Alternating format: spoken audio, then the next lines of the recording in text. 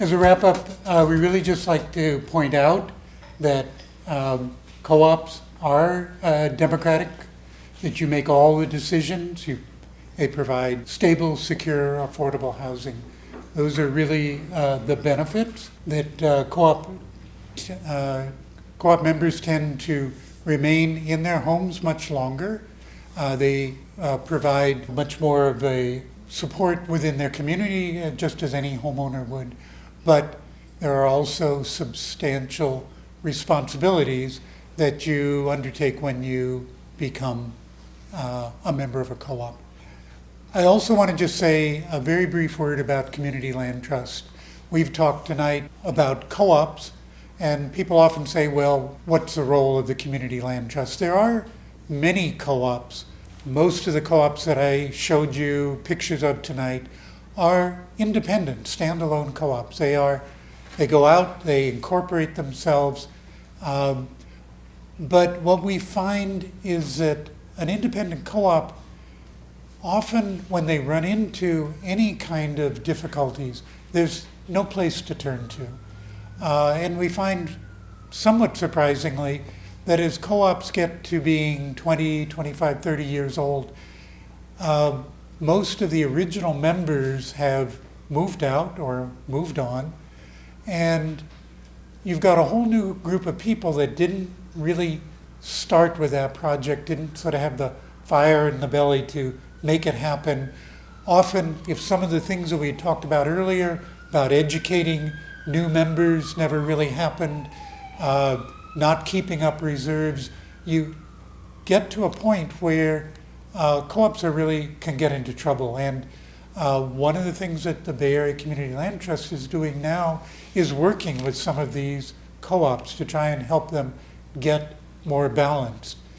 But the Land Trust also creates co-ops within its own kind of family, an umbrella. We're on the verge of creating a new, very small 3-unit co-op just a few blocks from the credit union here.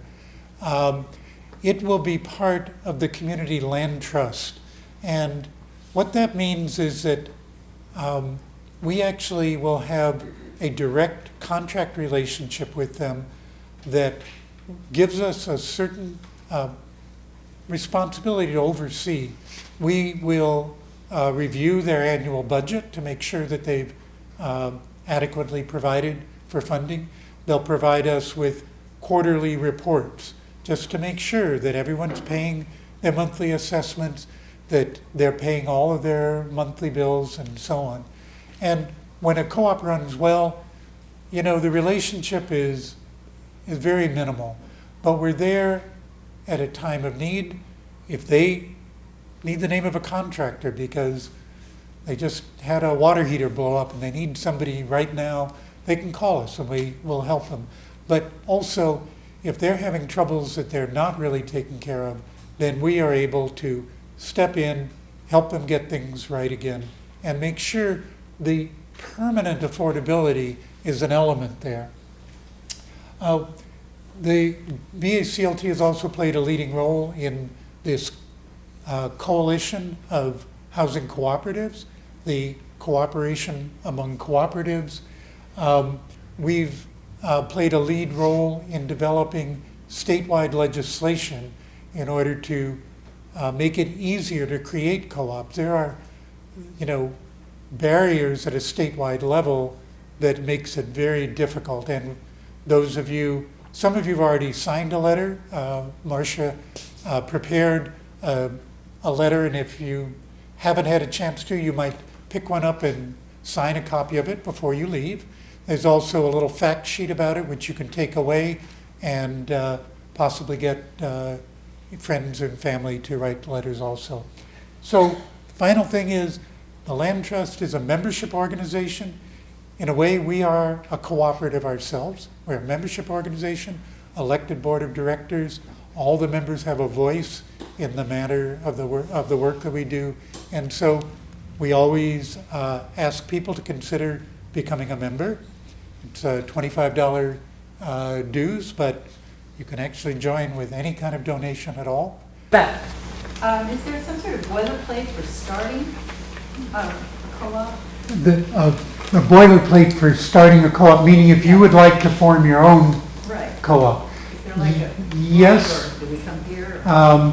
Absolutely. We have, we brought only a certain number of documents tonight that we thought would sort of speak to unaffiliated people, but we do work with groups that are trying to form their own co-ops, and we do have both kind of a 2-page starting steps, and then we have an 80-page manual from the National Co-op Bank that goes from A to Z online, so I can share that with you as well.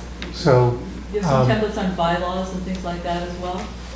We have also sample bylaws and occupancy agreements and the legal documents that you need in order to start a co-op. We have sample documents, and then the way we would work with a group is you would read over these documents and figure out which parts of it are apply to your particular group, and there'd be probably some changes you'd want to make, but they're kind of boilerplate documents, and every group is a little different as far as what you're trying to achieve.